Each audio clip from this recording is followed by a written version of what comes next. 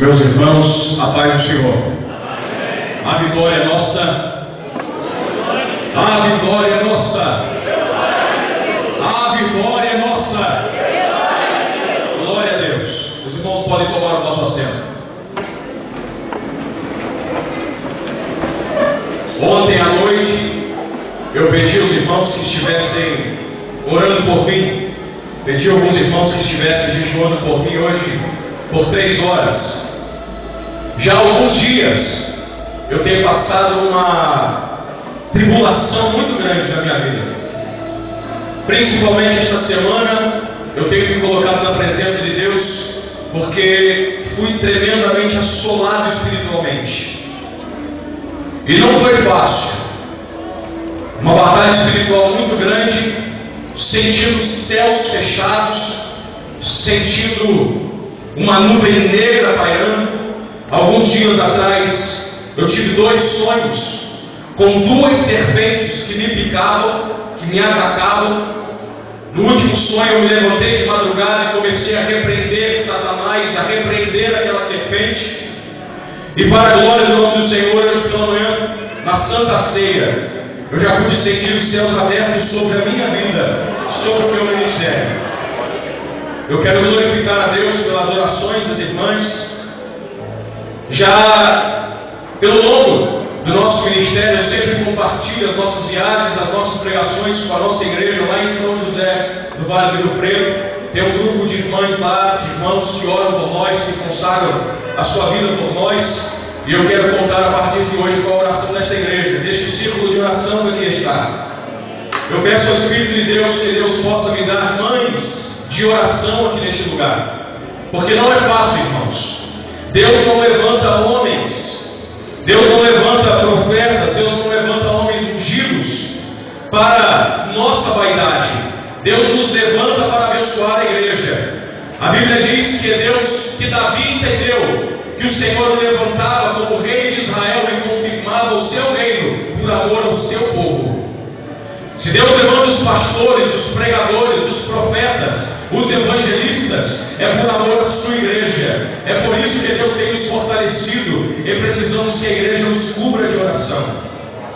Quero glorificar a Deus e testemunhar isso para os irmãos aqui nesta noite. Quero agradecer a Deus, agradecer ao pastor Margarino, ao pastor Geraldo. Quero agradecer por nos permitir estarmos aqui pregando a palavra do Senhor, estarmos aqui transmitindo a palavra de Deus. O nosso desejo, no profundo do nosso coração, é que Deus continue fortalecendo a sua vida, fortalecendo o seu ministério, fortalecendo todos os seus líderes, fortalecendo todos os seus liderados e fazendo com que as estacas dessa tenda se alarguem a cada dia mais em direção às nações. Quem trouxe a Bíblia Sagrada? Faça assim com ela. Se a sua Bíblia falasse alguma coisa, e na verdade elas falam muito mais do que nós, elas não diriam para você: fiquei feliz porque você me trouxe. Certamente elas diriam assim: fique feliz porque eu vim. E quantos estão felizes porque ela veio sobre nós nesta noite? Se ela veio, coisas têm que acontecer. Se ela veio, alguma coisa de muito especial vai acontecer no nosso meio. Porque a Bíblia Sagrada nos diz que aonde a palavra é pregada, Deus lhe confirma a sua palavra através dos sinais que se seguem por causa dela. Abra sua Bíblia então no livro de Atos dos Apóstolos, capítulo de número 3.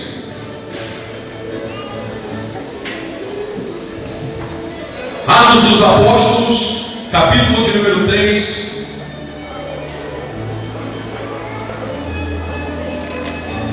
Verso de número 1 até o verso de número 6. Eu quero pedir aos irmãos que nos ajudem agora, que não fiquem andando, não fiquem conversando, não saia muito do templo agora. Nos ajude a estarmos pregando a palavra do Senhor.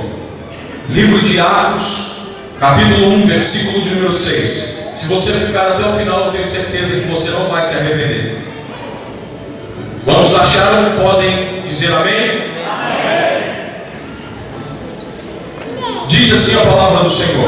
Quem não está em pé, por gentileza, só por um minuto, diz assim: Pedro e João subiam juntos ao templo à hora da oração, a nona. Era levado um homem, coxo de nascença, o qual punham diariamente à porta do templo chamada Formosa, para pedir esmola aos que entravam. Vendo a Pedro e João, que iam entrar no templo, implorava que lhe dessem uma esmola. Pedro, fitando-o juntamente com João, disse: olha para nós. Ele os olhava atentamente, esperando receber alguma coisa. Pedro, porém, disse: não possuo nem prata nem ouro, mas o que tenho, isso te dou. Em nome de Jesus Cristo Nazareno, levanta e anda. Tome seu assento em nome de Jesus. Meus queridos e amados irmãos, nós temos um quadro muito especial no capítulo 3 de Atos dos Apóstolos.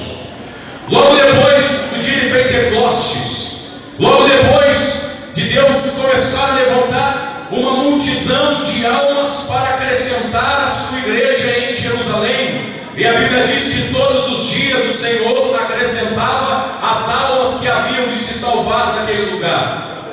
A Bíblia Sagrada nos diz que 2 apóstolos do Senhor Jesus estavam indo em direção ao templo para buscarem a presença de Deus, para estarem se colocando em oração diante de Deus.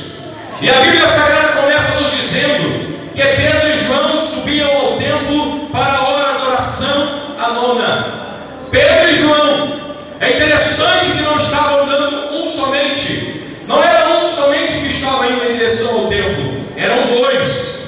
E a Bíblia Sagrada nos diz que Jesus, quando mandou os seus discípulos para pregar o Evangelho, Jesus mandou todos de 2 a 2. A Bíblia Sagrada nos diz que é melhor serem 2 do que 1, porque quando um cai, o outro levanta o seu companheiro. A Bíblia Sagrada então nos diz que Pedro e João estavam subindo ao templo. Eles estavam subindo, porque o templo ficava em Jerusalém. E Jerusalém era o ponto mais alto da Palestina.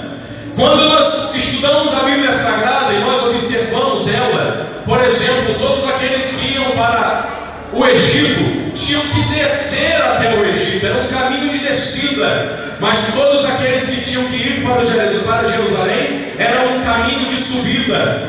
Eu quero mostrar para os irmãos nesta noite, começar dizendo para os irmãos, que o caminho da igreja, a obra do Senhor aqui na terra, os caminhos que a igreja percorre aqui na terra, é sempre um caminho de subida e nunca um caminho de descida. Deus não tem um caminho de descida para a igreja, Deus tem sempre um caminho de subida para nós. E é um caminho de subida tão alto, tão alto, tão alto, que um dia chegaremos à nossa Jerusalém, e de tão alto que é, nós nunca mais vamos querer descer de lá. Pedro e João estavam subindo ao templo. Era Pedro e João. Pedro, um apóstolo mais experiente, um homem mais velho, e João, um rapaz mais moço. É interessante que quando nós vamos achar na Bíblia Sagrada, principalmente nos Evangelhos, vamos ver que João era aquele discípulo que reclinava sobre o peito de Jesus. Olha, não dá para imaginar um homem barbado, um homem já experiente, reclinando a sua cabeça ao peito de Jesus. Mas João, quando foi chamado por Jesus, João era um menino. João ainda era um garoto. É por isso que João tinha Jesus como um pai e se deitava no colo de Jesus como se Jesus fosse um pai. João ainda era um menino. João ainda era um garoto. A Bíblia Sagrada nos diz, lá no capítulo de número 20 do Evangelho de João, Maria